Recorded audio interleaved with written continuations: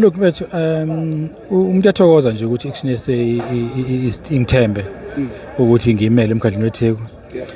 Ngicabanga ukuthi isipiliyoni umuntu asenaso emkhandlweni weTheku sesiningi. Nokuqonda umasipala usebenza kanjani ngicabanga ukuthi kuningi. Ngicabanga vele umasipala uyabadinga abantu nje manje abazi ukuthi iziphi inkinga esibhekene nazo ukuthi kufanele ilungiseke kanjani. Ngoba isipiliyoni sithenge isipiliyoni into ijeni ohamba kuyona.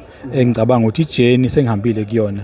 Njengamanje into ithi senza kaza ukuqala manje silungise inkinga ebhekene nomkhandlu weTheku. Ngicabanga ukuthi ngisho ukuthi khona izo 5 umuntu ayibe eqhulwini ukuthi kumele zenzeke. Futhi kumele uma sowenza ubambisana uhulumeni obanjiswana bese uyibeka phambili. Ngoba thina ngesibeke lento yokuthi usinika ini position. Sibe ukuthi siyavumelana yini yokuthi nazi inkinga esibhekene nazo.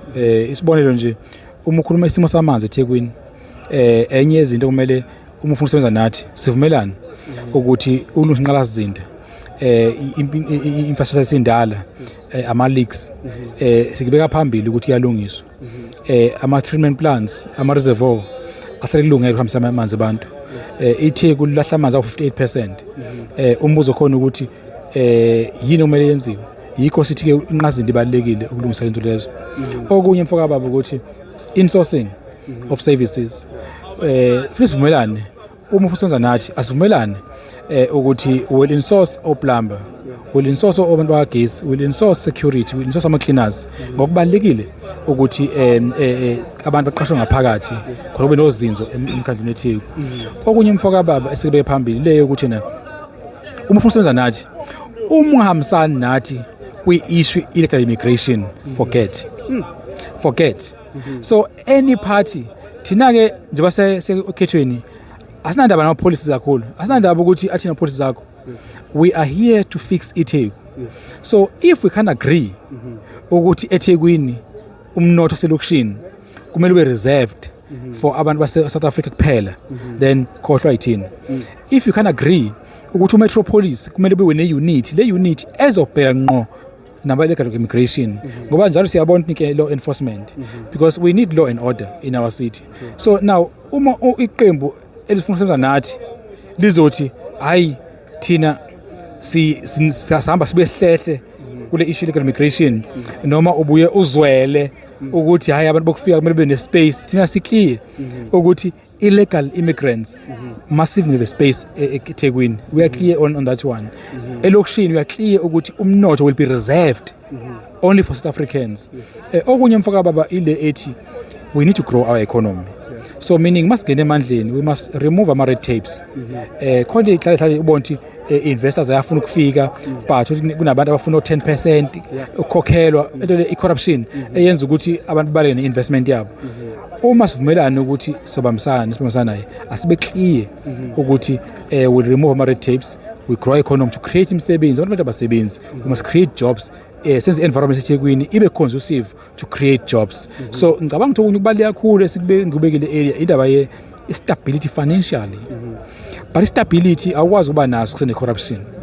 Yingakho sithi ke masingena thina sifuna ukuthi kube ne lifestyle audit ya wonke ama council, lifestyle audit ya wonke ama senior officials ezowenziwa every 6 months kuze sazi ukuthi uma ungene unomuzi eNtuzuma uma usuyamove after a year sohlala eMhlanga, where to get money komhlanga asinanke ungahlala eMhlanga ungaye eMhlanga but akube clear ukuthi imali oyisebenzisa ayi clean. That's what we want. Akho gebe ngobenzile to accumulate umnotho ukuthi umuve lawo yohlala indawo. You can come uhamba ngepolo then within 6 months usuhamba ngeBMX5. We need to know ukuthi uyithole kanjani. Asinanke ukuthi uyithole iBMX5 but uyithole kanjani. So all those things yizobaleka uhulumeni wethu. So uma iqembu elizothi ayi thina sifuni kwenza uphenyo ngasopolitiki bethu abakhohlwe yithina. So ingakho sithi ke sibalekile kuthina ukuthi sikubeke phansi phezulu lokho nanokuthi kwende eGo Durban mfowethu.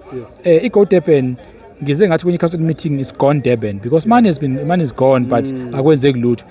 Sithi within 30 days sinuhlanganisa inhlaka lezi kuthiwa ayibona solinye ukuhlanganisa somatekisi somabhizinisi nomphakathi ukuthi sihlale phansi sikhulume ukuthi how we resolve this project. We can't just throw away 9.5 billion rand. So ngicabanga ukuthi kuyiya iGo Durban it's not an option. The option is now ukuthi let's revive this project. It's a good project. Ezokwenza ube connect from emakhaya abo to economic zones, and uma wenza une transport system esebenza kangcono, it also create isimo sokuthi we stabilize financially endaweni nomnotho ukhule. So ke ngamanye amazwi iGo Durban will be the center of what we are doing also eThekwini. Abantu abaningi kakhulu osomabhizinisi emfoka mncane bakhala ngokuthi there's a lot of gatekeeping whereby you find ukuthi kuma projects akhona eThekwini in particular kunabantu esekwazi ukuthi hayi umgwaqo mekwaqhamuka kuzoba nesibanibani amapipe mekaqhamuka kuba nenza kanjani ukuthi kuqale manje kuthola ithuba abanye abantu rather than abantu asabathatha umkhandlu njengasemakubo. Ingakho mfowethu oqala sithi there will be insourcing. Insourcing isho ukuthi will now stop relying on tenders. So yakuphela kuyitender on condition i-service is a specialized service. So ingakho ngithe so qasha thina abantu o-engineer ngaphakathi emkhandlweni who will fix umgwaqo, who will fix infrastructure.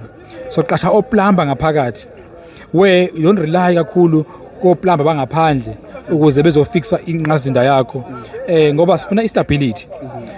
Siqasha ama-security kunemali eningi eThekwini mfoka baba ephumayo ngama-company security eningi imali, and these guards are exploited. They're exploited by ama-entrepreneurs.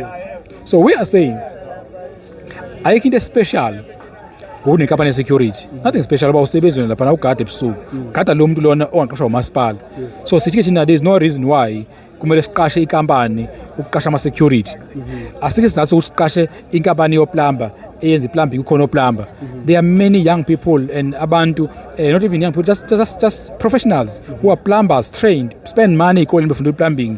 Why they must work for an entrepreneur when umasipala can hire them and save costs and also make sure ukuthi umsebenzi uyakubantu. So thina ke sithi into ezokwenzeka ile yokuthi even tender system izoba open to the public. Ngalendlela yokuthi uma uphuma itender kuzomela kwaziwe ukuthi itender ithole ubani kanjani. So ama bid committees umehlala azoba public, asizoba nanto ukuthi kube kuthiwa nje umtholi thina ngazuyithola nje ndibona. Kumele itender iphume ngendlela yokuthi wonke umuntu abone ukuthi umtholo umkhize umkhize yini akade naye yenza thola itender. Kungabe sekuthiwa yena akwazi ukuthi uyayithola nje yena okephinda amathi njalo kodwa akwaziwe noma ngayiphindi itender, but as long as it's transparent and everyone can see ukuthi senza kanjani ukuqasha umuntu ofaka itender. Ziyasondela ifo zaka November bathuma ukuthi benze nabantu kuma ballot paper. Mfethu abantu mhla ka4 kuNovember abahamba for the Action SA. Action SA we've been consistent in terms of fighting for abantu bakithi. So kubona manje usinikeza ithuba. Ngicabanga ukuthi akusizi akuvoti social media. Akusizi ukuspraise umsebenzi wenza ku social media only, but makufika sokuvota wasivoteli, because end of the day we are doing Action SA to be part of the government eThekwini. So sicela ke manje abantu bakithi ukuthi abasinikeze ithuba and give us 5 years. After 5 years then you can remove us if singakusebenzeli, but we are committing thina, we are clear ukuthi sifuna ukwenza siwenza kanjani. So sicela nje ukuthi abasinike ithuba abantu eThekwini basivotele. Nasedukuza same thing, nase Newcastle same thing. Siyacela abantu bakithi give us a chance as Action SA and see what we can do.